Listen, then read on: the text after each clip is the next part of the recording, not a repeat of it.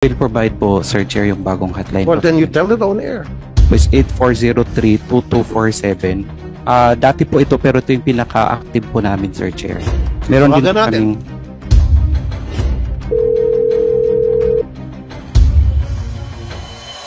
Unang-unang gagawin ng mga estudyante sa university, if they have any problem about their school, is to call the hotline ninyo. That's 0284411260. So, tinawagan yan namin, staff ko.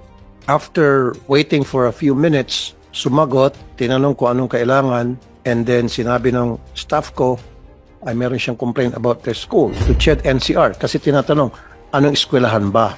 So after na-mention yung school, sabi, ang tamang tawagan at magtanggap ng reklamo ninyo ay yung NCR. So, tinawagan naman namin yung NCR. Pagtawag namin sa NCR hotline, palpak. Yung una, 02-840-32196. After 50 seconds ng ring, namamatay. Inulit-ulit, 50 seconds ring, namamatay. For the third time, 15 seconds na ring, namamatay. So, ibig sabihin, palpak or naka-block, I don't know. Tinawagan yung pangalawang hotline, 02-840-32208. Same thing, cannot connect. So what we did, bumalik ulit kami doon sa Public Assistance and Complaints Desk, CHED hotline. And we told them what happened. Alam mong ginawa? Ay kung ganun pala, tawagan nyo lang yung 8888, which is pang-national na. And then, nung tinanong namin, meron bang email address ng NCR? Kasi doon kami na-refer. Alam mong sabihin, nung nasa Public Assistance and Complaints Desk, i-google ninyo. Sir Chair, yung pong bumaba din po ako doon sa aming NCR kasi lagi pong yun yung concern namin sa tumatawag na bakit daw po hindi nasasagot yung nag-order na po ako sa opisina, dapat sagutin namin lahat ng calls. Kailan po kayo bumaba doon? Immediately po sir nung nag-take over po ako ng January. At ngayon, wala kang ginagawang follow-up. Siyempre, pag pumunta ka ng January para sabihin sa kanila na meron tayong seryosong problema, these hotlines are not working, dapat meron kang follow-through. I'm sorry, doctor.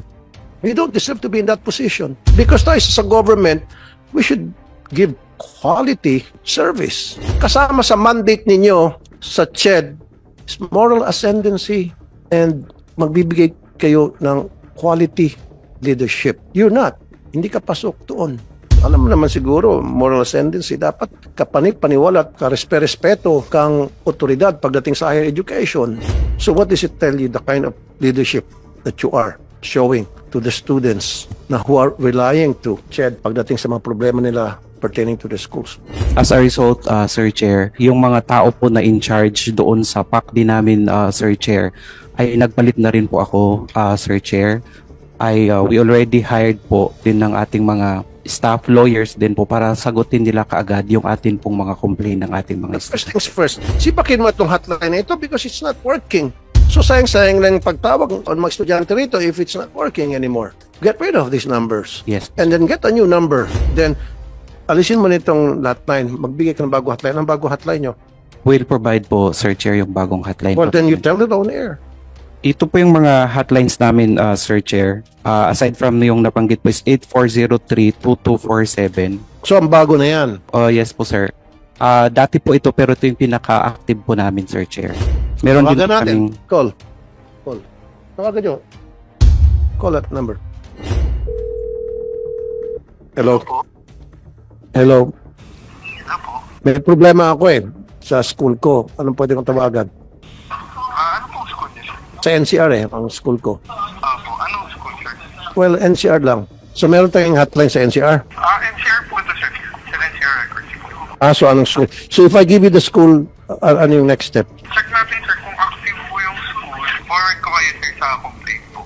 Anong number sa complaints? 8403-2196 po. Kaya nga yan yung sira na telepono. So ibabalik mo ulit ako doon. Although, sir, papuntay ko na nandito si complaint po. You see? Regarding. Thank you. Tinawagan namin yung bagong numero na binigay mo and then inirefer kami ngayon itong bagong numero doon sa luma na palpak. Balik ulit tayo sa square one.